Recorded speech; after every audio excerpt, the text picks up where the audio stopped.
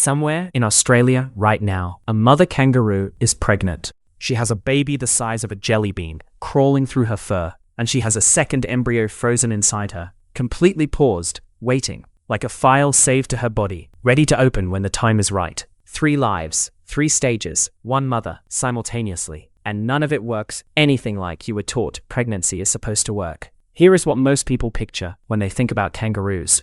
A big animal, a pouch, a cute little face poking out. It looks simple, almost designed, a perfect little pocket for a perfect little baby. But that pouch is not what it looks like. It is not a pocket. It is not a convenience. It is a second womb, built on the outside of the body, and the reason it exists tells one of the strangest evolutionary stories on the planet. To understand it, you have to go back 180 million years, back when the ancestors of every mammal alive today was splitting into 2 groups. One group kept pregnancy internal, growing babies deep inside the body, connected by a placenta, nourished for months until they were large enough to survive on their own. These became us: dogs, elephants, horses, whales, humans. The other group went somewhere different entirely. They kept pregnancies short, dangerously short, impossibly short. And then they pushed their babies out into the world while they were still barely more than embryos, and built a completely different system to finish the job. These became kangaroos, koalas, wombats, possums,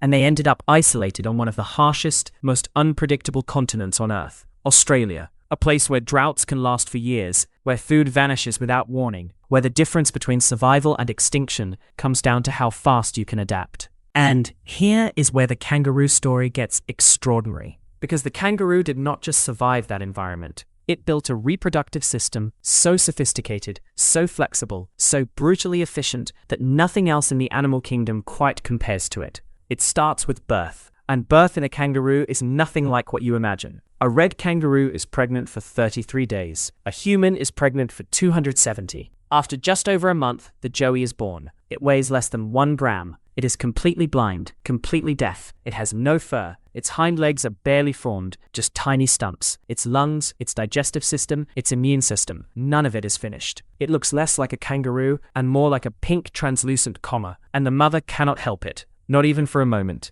Because the moment that joey is born, it must do something that sounds completely impossible for a creature that small. It must climb, alone, through its mother's thick fur, upward, toward a pouch it has never seen, guided only by smell and instinct, using tiny front arms that are the only fully developed part of its body. The entire journey takes roughly 3 minutes, and if it fails, if it falls, if it goes the wrong direction, if it cannot hold on, it dies. No second chances. 3 minutes, 1 gram, the first and most important journey of its life. Think about what that actually means. This animal, this thing barely larger than a jelly bean, is making independent decisions moments after birth, following chemical signals, navigating, surviving entirely by instinct before it even has a brain developed enough to understand what instinct is. If it makes it, it finds the pouch, crawls inside, latches onto a nipple that immediately swells to lock it in place so it cannot fall out. For months, continuing to develop outside the womb in a living incubator built from muscle and skin, heated by its mother's body, fed by milk that changes its exact composition every single week to match precisely what stage of growth the joey has reached. But here is where the system gets almost unbelievable. While that joey is still in the pouch, the mother mates again. A second embryo is fertilized. It begins developing, and then it stops. At exactly 70 to 100 cells, the embryo simply freezes.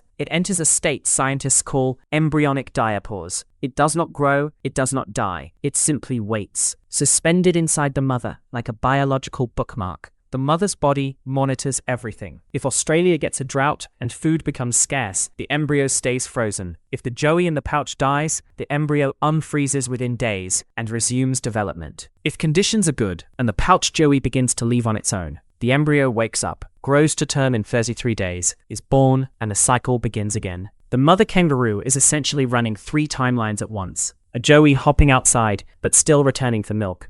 A joey developing inside the pouch, an embryo frozen in the womb, waiting for its moment. And to feed them both, she produces 2 completely different types of milk at the same time, for 2 different nipples. Simultaneously, one teat delivers low-fat, carbohydrate-rich milk for the newborn. The other delivers high-fat, protein-dense milk for the older joey. The same body, at the same moment, running 2 completely different nutritional programs tailored to the exact developmental stage of each individual baby. No other mammal on Earth does this. Scientists used to think marsupials were a primitive step, an incomplete version of what pregnancy could be, sitting somewhere between egg-laying and the advanced placental system that humans use, a halfway solution, an evolutionary rough draft. But new research has completely overturned that idea. The ancestor of both marsupials and placental mammals was actually more similar to a placental mammal, which means marsupials did not fail to develop full pregnancy. They moved away from it, on purpose, towards something more flexible, more resilient, more suited to a world that refuses to stay predictable. The pouch is not a compromise, it is an upgrade, designed specifically for a continent that would have killed anything less adaptable, and it worked.